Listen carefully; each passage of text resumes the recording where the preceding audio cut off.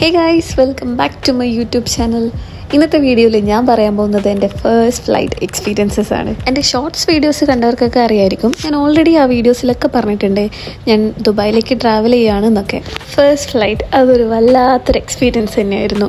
So morning 7:30 flight from Kannur to Sharjah. എയർപോർട്ടിലേക്ക് അച്ഛനും അമ്മയും എല്ലാവരും വന്നിട്ടുണ്ടായിരുന്നു. മോർണിംഗ് ഒരു 5:30 ആയപ്പോൾ തന്നെ നമ്മളെല്ലാവരും എയർപോർട്ടിലെത്തി. എല്ലാവരോടും യാത്ര പറഞ്ഞ് എയർപോർട്ടിനുള്ളിലേക്ക് കയറുമ്പോൾ ഭയങ്കര വിഷമമുണ്ടായിരുന്നു. എങ്കിലും അതൊക്കെ ഇടയ്ക്ക് പിടിച്ച് ഞാനിരുന്നു. ഫസ്റ്റ് ടൈം ആയതുകൊണ്ട് തന്നെ എല്ലാ പ്രൊസീജിയേഴ്സും കഴിയുന്നത് വരെ കുറച്ച് നെർവസ് ആയിരുന്നു ഞാൻ. പക്ഷേ അമ്മ കൂടെ ഉള്ളത് കൊണ്ട് തന്നെ എല്ലാം സ്മൂത്തായിട്ട് നടന്നു. എയർപോർട്ടിലെത്തുന്നത് വരെ ലഗേജിൻ്റെ കാര്യത്തിൽ ചെറിയൊരു ടെൻഷൻ ഉണ്ടായിരുന്നു.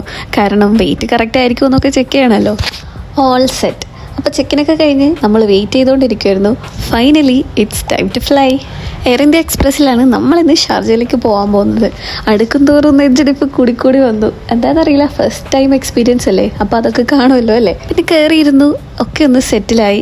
വിൻഡോ സീറ്റ് തന്നെ കിട്ടിയായിരുന്നു. സോ കാഴ്ചകളൊക്കെ കണ്ട് അങ്ങനെ അങ്ങ് പോവാം. കുറച്ച് സമയത്ത് വെയിറ്റിങ്ങിന് ശേഷം ഫൈനലി ഫ്ലൈറ്റ് എടുത്തു. മൂവ് ചെയ്യുമ്പോൾ ചെറിയൊരു ടെൻഷൻ ഉണ്ടായിരുന്നു, പക്ഷേ അതിലേറെ എക്സൈറ്റ്മെൻ്റ് ആയിരുന്നു.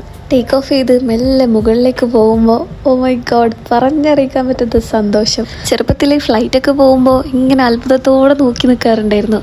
അപ്പം ആഗ്രഹിച്ചിരുന്നു അങ്ങനെ ഒന്ന് പോകാൻ വേണ്ടി. സോ ഇപ്പോൾ ആ ഒരു ആഗ്രഹം സഫലമായിരിക്കുന്നു. കുറച്ച് ടൈം കഴിഞ്ഞപ്പോൾ പിന്നെ ഫുൾ വൈറ്റ് ക്ലൗഡ്സ് മാത്രമേ കാണാനുണ്ടായിരുന്നുള്ളൂ. അതുകൊണ്ട് ഞാൻ കിടന്നുറങ്ങി. ഉറക്കം എഴുന്നേറ്റപ്പോൾ കാണുന്നത് ഈ ബ്യൂട്ടിഫുൾ ആയിട്ടുള്ള ക്ലൗഡ്സ് ആണ്. എന്തൊരു ഭംഗിയാണ് കാണാൻ, നല്ല പഞ്ഞിക്കെട്ട് പോലെ.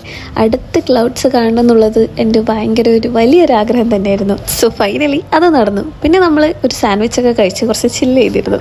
2-3 മണിക്കൂറിന് ശേഷമുള്ള ആ ഒരു വ്യൂ ആണ് നിങ്ങളിപ്പോൾ കണ്ടുകൊണ്ടിരിക്കുന്നത്.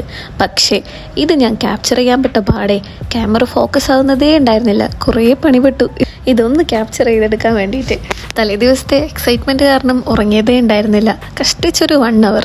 അതുകൊണ്ട് തന്നെ ഫ്ലൈറ്റിലിരുന്ന് ഇടയ്ക്കിടയ്ക്ക് ഉറങ്ങിപ്പോകുന്നുണ്ടായിരുന്നു.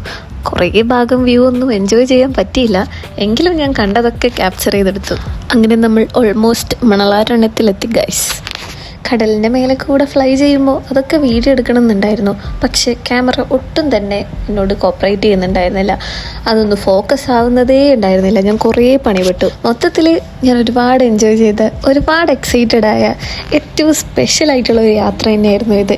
ഫൈനലി ലാൻഡ് ചെയ്യുന്ന സമയത്ത് ചെറിയൊരു ടെൻഷൻ ഉണ്ടായിരുന്നു. കാരണം ഇതുവരെ എക്സ്പീരിയൻസ് ചെയ്തിട്ടില്ലല്ലോ.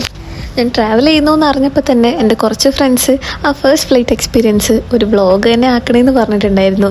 അങ്ങനെ കുറച്ച് പേര് വരുന്ന സപ്പോർട്ടിലാണ് ഞാൻ മുമ്പോട്ട് പോകുന്നത്. അപ്പോൾ ഈ ഒരു വീഡിയോയിൽ എല്ലാവർക്കും വേണ്ടിയുള്ള ഒരു താങ്ക്സും കൂടെ ഞാൻ അറിയിക്കുക. ഒരു 3.5 മണിക്കൂർ യാത്രയ്ക്ക് ശേഷം ഫൈനലി ഞാൻ ഷാർജയിൽ ലാൻഡ് ചെയ്തു. എയർപോർട്ട് പ്രൊസീജിയേഴ്സൊക്കെ ആലോചിച്ച് ചെറിയൊരു ടെൻഷൻ ഉണ്ടായിരുന്നു. പക്ഷേ ഒക്കെ അടിപൊളിയായി സിമ്പിളായിട്ട് കഴിഞ്ഞു. പിന്നെ പെട്ടി തപ്പലായിരുന്നു അടുത്ത ടാസ്ക്. പെട്ടി കിട്ടാൻ വേണ്ടി കുറച്ചധികം സമയം ഒന്ന് വെയിറ്റ് ചെയ്തു. പിന്നെ അടുത്ത കാത്തിരിപ്പ് ഉദിക്ക് വേണ്ടിയുള്ളതായിരുന്നു. അധികം വൈകാതെ തന്നെ ഉദയം എയർപോർട്ടിലെത്തി നമ്മളെ പിക്ക് ചെയ്തു. പിന്നെ വലിയൊരു യമണ്ട മസാല ദോശയും കഴിച്ച് നമ്മൾ റൂമിലേക്ക് പോയി. അപ്പോൾ ഇത്രയൊക്കെയുള്ളൂ എൻ്റെ എക്സ്പീരിയൻസ്. നിങ്ങൾക്ക് എല്ലാവർക്കും ഇഷ്ടപ്പെട്ടു എന്ന് വിചാരിക്കുന്നു. അപ്പോൾ എല്ലാവരും ലൈക്കും കമൻറ്റും സബ്സ്ക്രൈബൊക്കെ ചെയ്തേക്കണേ. ആ മണിബെല്ലും കൂടെ ഒന്ന് അടിച്ചു പൊട്ടിച്ചേക്ക്. അപ്പോൾ ബൈ ഗൈസ്.